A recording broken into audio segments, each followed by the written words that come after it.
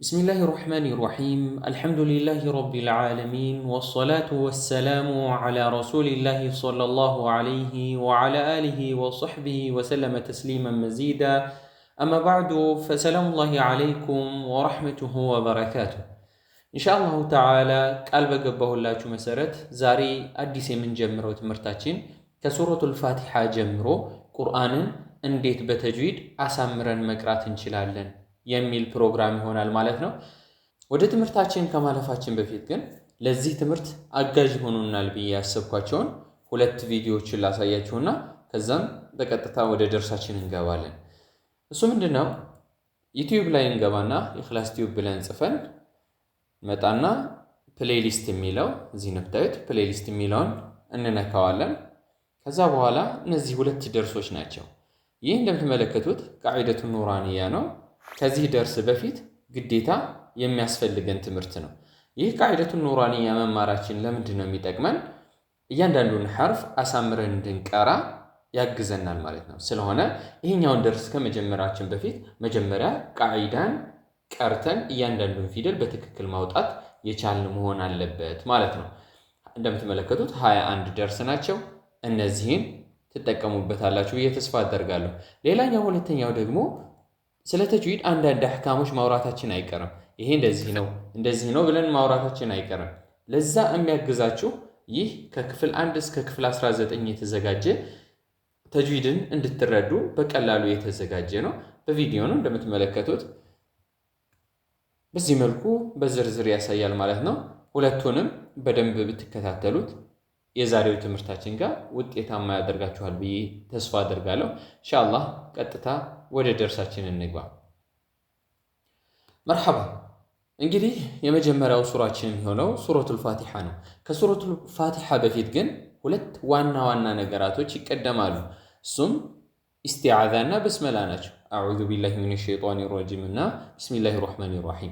እነዚህን ሁሌ የምንደጋግማቸው ስለሆነ መጀመሪያ እነሱን እንዴት ይነበባሉ የሚለው እናይና ከዛ በኋላ ወደ ሱረቱል ፋቲሓችን እንገባለን ማለት ነው።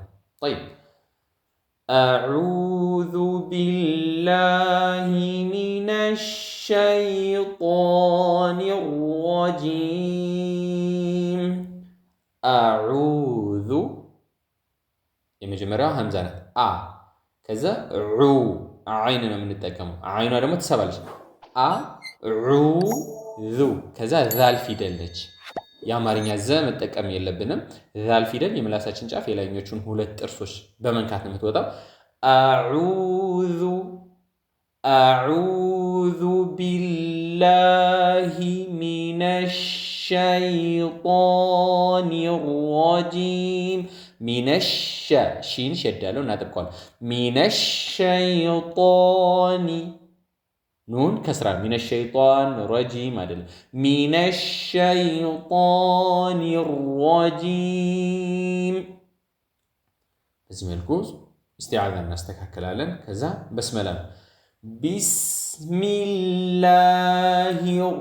ረሕማኒ ረሒም። ብስሚ አንልም፣ ብ አንለውም። ባ ምንድነች? ከስራ ነች። በክስራ ቢ በቡ ቢ ቢስሚ። ከዛ አላህ የሚለው ይቀጥናል። ቢስሚላሂ አንልም። ቢስሚላሂ ከዛ ከሃ ከስራ ወደ ሯሽድ እናልፋለን። ቢስሚላሂ ረሕማኒ ረሒም። እዚህ ጋም ከኑን ከስራ ወደ ሯሽድ አርረሕማኒ ረሒም። በዚህ መልኩ በስመላን እንቀራለን ማለት ነው። ጠይብ አንዳንድ አሕካሞች ይኖራሉ በስመላ ላይ፣ ሌላ ቦታ ላይ የምናያቸው ይሆናል። እዚህ ጋር አንድ ነገር እናስታውስና እናልፋለን። አሁን እዚህ ጋር ቢስሚላሂ ስንል አላህ የሚለውን አቅጠን ነው። ለምንድን ነው ያቀጠን ነው ከተባለ ሁሌም ምንድን ነው የምናየው? አላህ ከሚለው ቃል በፊት ያለችዋን ፊደል እናያለን። አላህ የሚለው ቃል አለ። ከሱ በፊት ያለችዋን በቀኝ በኩል ያለችዋን ፊደል ስንመለከታት ከስራ ነች። አላህ ከሚለው ቃል በፊት ሁሌ ከስራ ከመጣ አላህ የሚለው አቅጥነን ነው የምናነበው። እዚህ ጋር የምትመለከቱት ሊላህ ይላል አይደለ? አልሐምዱሊላህ ላማን ምን አድርገናታል? አቅጥናታል። ሊላሂ ለምን እዚች ጋር ያለችዋ ከስራ ሆናለች።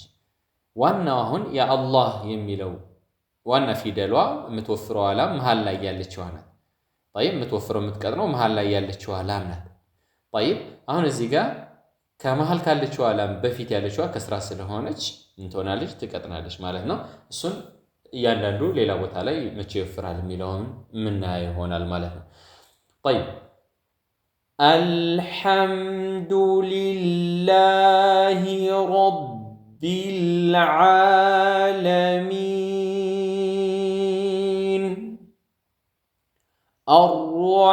አርረሕማኒር ረሒም ማሊኪ የውሚድዲን ኢያከ ነዕቡዱ ወኢያከ ነስተዒን ኢህዲና ሲራጠል ሙስተቂም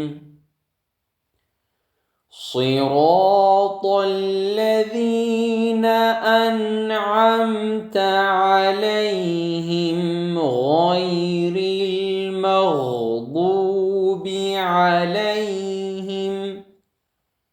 غير المغضوب عليهم ولا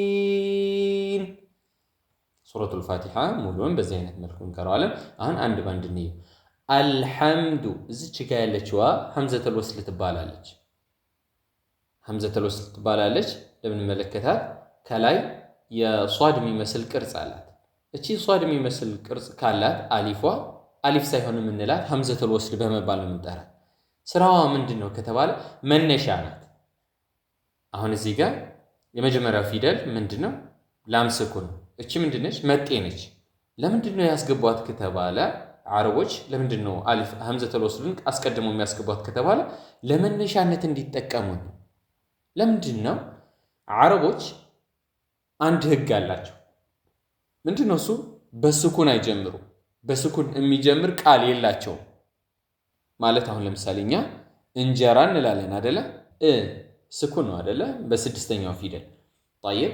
አረቦች ላይ እንደዚህ አይነት ፊደል የለም ወይ በፈትሐ ነው ወይ በከስራ ነው ወይ በضማ ነው ስለሆነ እንግዲህ እዚህ ጋር እንደምንመለከታት ላም ስኩን ነች በስኩን አይጀምርም ስለሆነ ምን ያደርጋሉ እቺን همزة الوصل ያስገቧታል ከዛ ለምን ታገለግላለች መነሻ ትሆናለች አል ትባላለች ማለት አልሐምዱ طيب አልሐምዱ እንላለን ሁሌ همزة الوصل ትነበባለች ወይ ከተባለ همزة الوصل ሁሌ አትነበብ እንደዚህ ለመነሻነት ሲሆን ብቻ ነው የምንጠቀመው ለምሳሌ እዚህ ጋር ወደ ብስሚላህ ለመልሳችሁና ቢስሚላህ ያልኩ ቢስሚ ከዛ ወደ ላም ሸድ ፈትሐ ወዳለው ነው ሄድኩት همزة الوصل ምን አላደረኩትም አላነበብኩትም ለምን ስራው ምንድነው መነሻ ስለሆነ ነው መሃል ላይ ከመጣ ግን አያይዘን የምንቀራው ከሆነ ግን ምን ይሆናል همزة الوصل ውድቅ ይሆንና ያንን ፊደል አያይዘን ሄዳለን ማለት ነው እንመለከተው እዚህ ጋር አርረህማኒ ከሚለውም አለ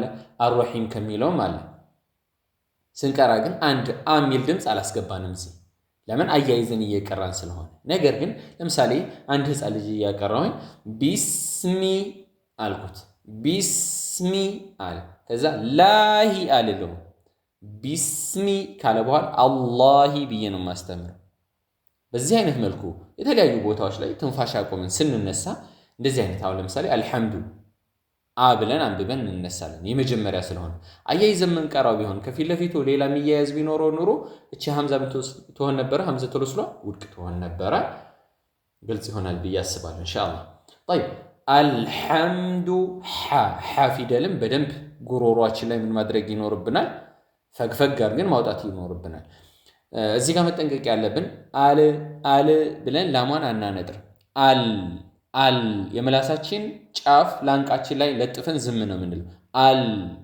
አልሐምዱ ሚሟንም አንጠር የለም አልሐም አንል አልሐምዱ በዚህ መልኩ እናነባታለን ሊላሂ ሊላሂ አላህ የሚለው አይወፍርም። እቺ መሃል ላይ ያለችው ዓላማ አትወፍርም። ለምን? ከፊት ለፊቷ ከስራ ስላለ ብለናል። طيب ሊላሂ ከዛ በኋላ ራ ፊደል መጣ። ራ ፊደል ከሚወፍሩት ፊደላቶች አንዱ ነው። ራ ፊደል ሁሌ ፈትሓ ሆኖ ከመጣ እናደርገዋለን፣ እናወፍረዋለን። እንዲሁም በቦታው እናየዋለን።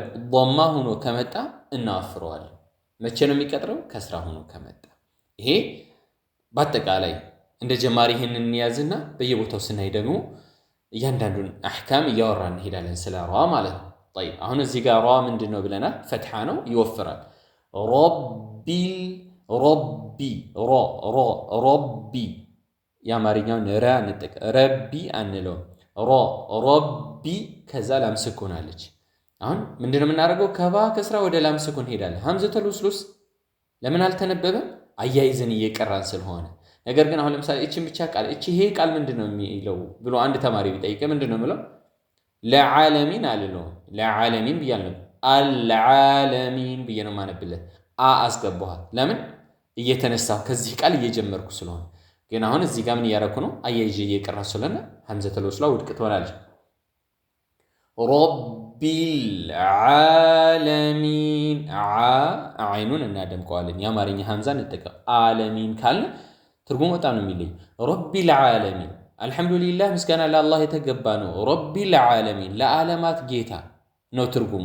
ነገር ግን ረቢል ዓለሚን ካልን ላሳማሚው ጌታ ነው የሚሆነው። ዓለም ማለት ህመም ማለት እና ትርጉሙ በጣም ነው የሚቀየው። ስለሆነ ጥንቃቄ ያስፈልገዋል። ዓይንን ከቦታው እናወጣለን።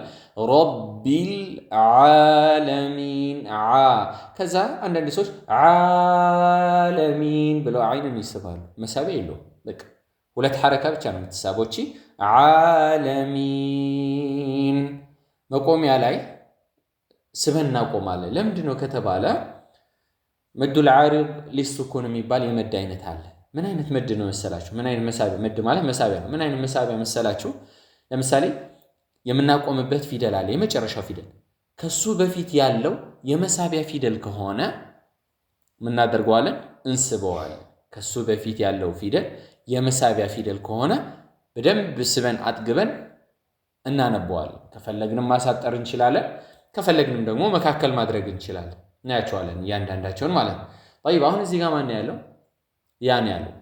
ከዛ በፊት የመሳቢያ ፊደል ማን ናቸው ከተባለ የመሳቢያ ፊደል የሚባሉት ሶስት ናቸው። አሊፍ ስኩን፣ ዋው ስኩን እና ያ ስኩን ናቸው።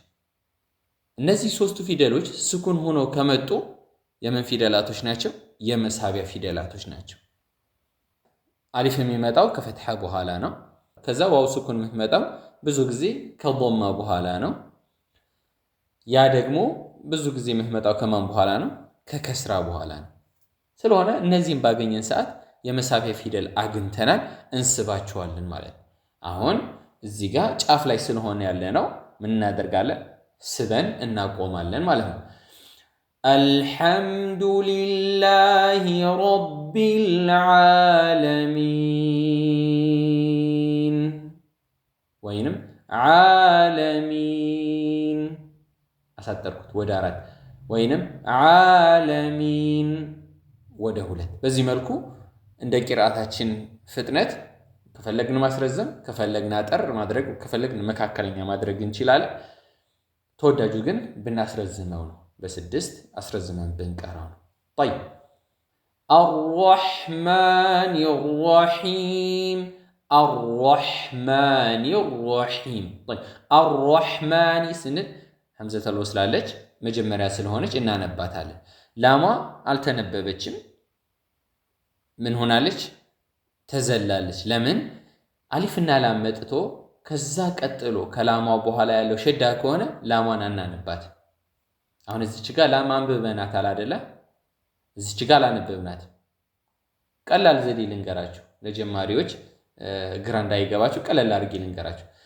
ላሟ ላይ አሊፍ እና ላም መጥተው ላሟ ላይ የስኩን ምልክት ካላት ላሟ ትነበባለች ማለት ነው።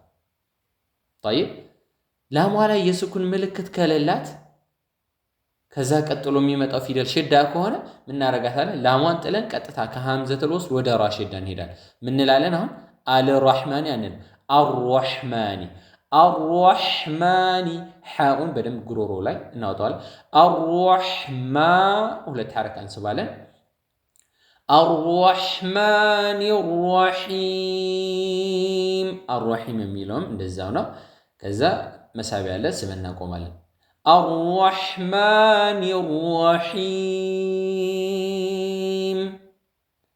مالك يوم الدين مالك ميمان تنساب بنارقات على مسابيا سلالة يومي يو لس أرجن يتوسن ساب بنارقات على مالك يوم الدين طيب زيجا ልጅ ሆነን የቀራነው አቀራል ማሊኪየው ብለን ያን ማጥበቅ ያን ጥንቃቄ እናደርጋለን። ያ ሸዳ የለውም። ማሊኪ የውሚ ዲን ዳል ነው ሸዳ ያለው። ከሚም ወደ ዳል ሸድ እንሄድና በደንብ ዳሏን እናጠብቃለን። ከዛ መሳቢያ ያለ ስበን እናቆማለን። ማሊኪ የውሚ ዲን إياك نعبد وإياك نستعين إياك سنل الزيغا የመጀመሪያ ጥንቃቄ የምናደርገው አይደለም ኡ ኢ ሶስተኛው ፊደል ነው። ስለሆነ ኢ ብለን ጥርት አድርገን ማንበብ ይኖርብናል። ኢያካ እንልም ብለን በስድስተኛው አንጀምርም። አረቦች ሲጀመር ምን ብለናል? በስድስተኛው ፊደል በስኩን አይጀምሩም ብለናል። ስለሆነ ከስራ መሆኗን መጀመሪያ ስናነብ ከስራ ማድረጋችንን እርግጠኛ መሆን ይኖርብናል። ኢያከ ያውን በደንብ ማጥበቃለሁ። ኢያከ አንለው ኢያ ከዛ አሊፏን እንስባለን። ኢያከ ነዕቡዱ የሚለው አይን አለ በደንብ እናወጣለን ጉሮሮች። ነዕቡዱ አንለው ነዕቡዱ ከዛ ዳል እንዳትሳብብን ጥንቃቄ እናደርጋለን። ናዕቡዱ እንዳይሆንብን ማለት ነው። ኢያከ ናዕቡዱ ዳሏን ቁርጥ እናደርጋታለን። ከዛስ ወኢያከ ነስተዒን እዚህ ጋም እንዳንል ጥንቃቄ እናደርጋለን። እያሸዳለ መሳቢያ አለ። እነዚህን ሁሉን ሐቃቸውን ልንሰጣቸው ይገባል። ነስተዒን طيب ከዛስ ኢህዲና እዚህ ጋር እህድና ብለው ብዙ ሰዎች ይቀራሉ። ይሄ ስህተት ነው። አይደለም አንድ ከዛ ዳል ደግሞ ስኩን አይደለም። ድ ካልነው ምን ሆነ? ስኩን ሆነ። ስለሆነ አሁን ምንድነው ከስራ ነው አይደለ? ጥርት ማድረግ ይኖርብናል።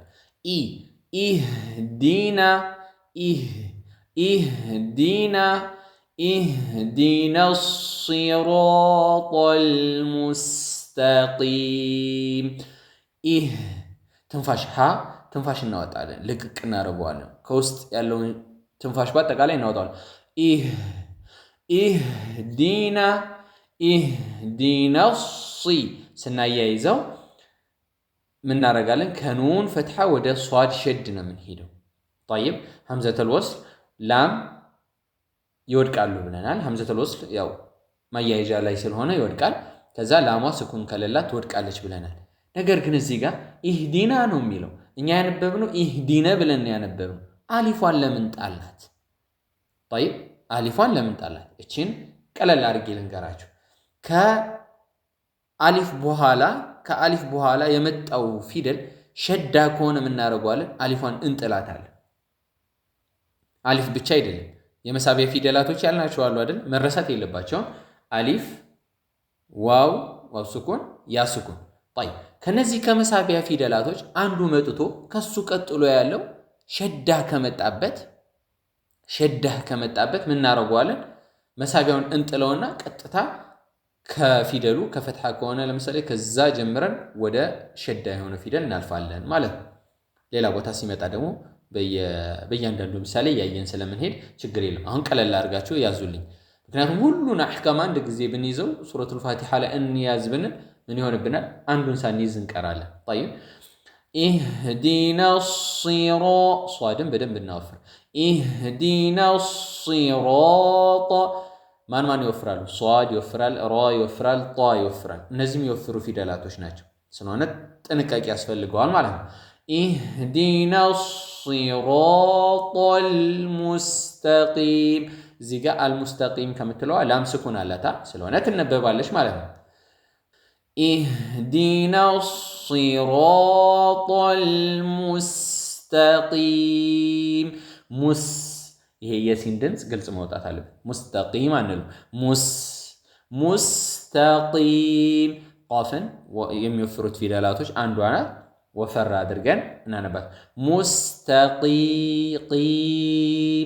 ሙስተቂም ብለን በአማርኛ ቀ አናነባትም ማለት ነው። ጠይብ ከዛስ ሲራጥ ሷድ ምንድን ነው? ከስራ። አንዳንድ ሰው ስራጠ ብለው ስ ብለው ያነቡታል።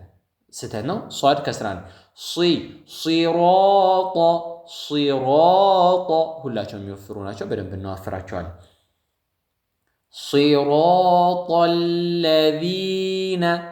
صراط الذين أنعمت እዚህ ጋር ጥንቃቄ ትፈልጋለች። አንዓምተ አን ብለን ኑኑን ማንጠር የለብንም። አንዓምተ ሚሟንም አንዓምተ አንለውም። አንዓምተ በዚህ መልኩ ነው የምናወጣው። صراط الذين أنعمت عليهم غير المغضوب غير سنل غينون بوتا موطات አለ غير አንለው غير طيب را ምንድነች እዚህ ጋር ከስራ ነች። طيب አሁን ላይ ፈትሐ እዚህ ጋር ወፍረናል፣ እዚህ ማወፍረናል። አርረሂም የሚለውም ከላይ ቢስሚላህም ላይ ራዎቹን አወፍረናቸዋል። ምን ስለሆኑ? ፈትሐ ስለሆኑ። طيب ضማ ከሆኑም እግረ መንገዳችንን ضማ ከሆኑም እናወፍራቸዋለን ብለናል። طيب እዚህ ጋር ማን መጣች? ራ ከስራ ከሆነችስ ትቀጥናለች ማለት ነው። ቀላል ፈትሐና ضማ ከሆነች ትወፍራለች፣ ከስራ ከሆነች ደግሞ ትቀጥናለች። እሺ እንዴት ነው የምንቀራት? أنعمت عليهم غير المغضوب غين بدن بالنواتوالن غير المغضوب ضادون نوفرا مغضوب ضادن بدن بتكرة النادرك غير المغضوب عليهم ولا الضالين እዚህ ጋር ወላ ነው አይደለ? ለማሊፍ ከሆነ ላ ነው የሚነበበው። ወላ አضالين አንልም። አሁን እዚህ ጋር ምን አለች? ቀደም ብያችኋለሁ ከላይ እዚህ ጋር ኢህዲና ከሚለው ከመሳቢያ ፊደል በኋላ ያለው ፊደል ሸዳ ከሆነ የምናደርገዋለን፣ መሳቢያውን እንጥላታለን ብለናል። እዚህ ጋር አሊፍ መሳቢያ ናት ያለችው። ከአሊፍ መሳቢያ በኋላ ሸዳ ነው የመጣው። ስለሆነ አሊፏን እንጥላታለን፣ ወላ ይሆንልናል ማለት ነው።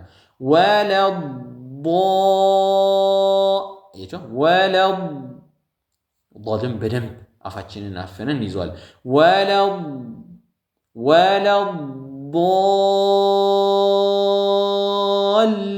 ወለድሊን እዚህ ጋር አضالين የሚለው ላይ መድ አለ። መዱን በደንብ ማጥገብ ይኖርብናል፣ ግዴታ ነው። በደንብ አጥግበን እንስባለን። መዱን ከጨረስን በኋላ መሳቢያውን ከጨረስን በኋላ ላም ሸዳል። ላም ሸዱንም ማጥበቅ ይኖርብናል። ከዛ ደግሞ እንደገና ያ ፊደል አለች፣ ከመቆሚያ ፊደል በፊት ያ ፊደል መሳቢያ መታለች። እሷንም ደግሞ አጥግበን እንስባለን ማለት